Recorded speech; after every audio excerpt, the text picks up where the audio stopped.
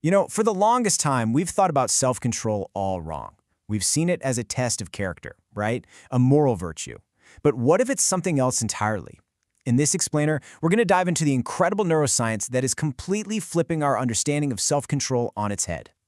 I mean, it's the million-dollar question, isn't it? We've all asked it. Maybe you're standing in front of the fridge late at night, or you're trying so hard to focus on work when your phone just keeps buzzing. It's a universal human struggle, for sure. And what's the advice we always seem to get? Just try harder. You just need more willpower. It's what people tell us, and honestly, it's probably what we tell ourselves most of the time. Well, it turns out that modern neuroscience is telling us that just try harder is, well, it's pretty much the worst advice you can get.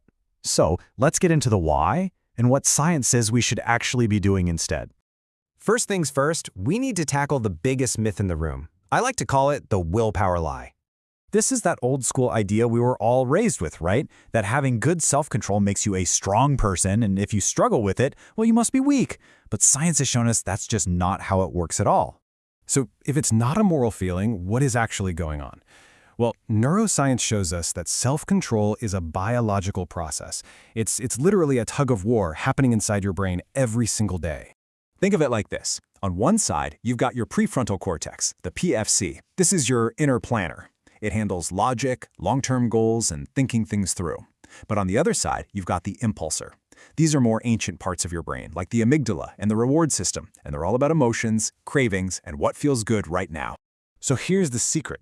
Strong self-control isn't about crushing your impulses into submission. It's about getting these two sides to work together. It's about your planner, the PFC, being a good manager and regulating the impulsor. It's a neurological skill you can build, not some moral high ground you have to achieve. Okay, now that we've got that foundation, let's have a little fun. We're going to do a rapid-fire round and bust 3 of the biggest myths about self-control, all thanks to what modern science has discovered. You've probably heard this one, maybe even felt it. It's often called ego depletion.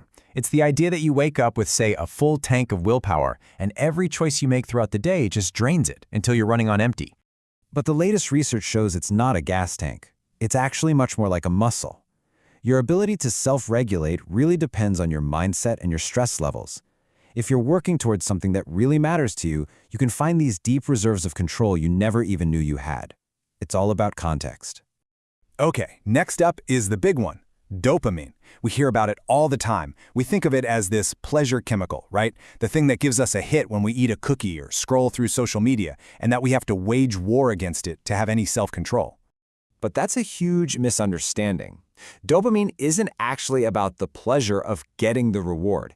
It's about the motivation to go get it. It's the chemical of anticipation, of the chase. It's the engine, not the destination. So the goal isn't to kill your dopamine. It's to learn how to steer it towards the things you really want long-term. And finally, myth number 3. Oh man, we have all been there. You've had a super stressful day at work, and bam, that healthy diet or that budget you were sticking to just goes right out the window. And it's so easy to beat yourself up and feel like it's a personal failure. But here's the thing, it's not a personal failure. It's just biology.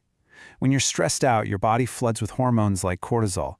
And what that does is it basically turns down the volume on your planner brain, your PFC. And that allows your impulsive side to grab the steering wheel. It's an ancient survival response, not a flaw in your character. Okay, so we've busted the myths. We've torn down the old, unhelpful ideas. So what do we do instead? What's the real path to getting better at self-control? The great news is science gives us a pretty clear roadmap. And the most incredible, most powerful concept here is something called neuroplasticity. It's just a fancy word for your brain's amazing ability to physically change and rewire itself based on what you do. This means self-control is not some fixed trait you were born with. It is a skill. It can be trained, just like lifting weights at the gym. So how do you train this brain muscle? You start small, super small. Just practice tiny acts of self-regulation. Choose to take the stairs. Put your phone in another room for just 15 minutes. The key is consistency.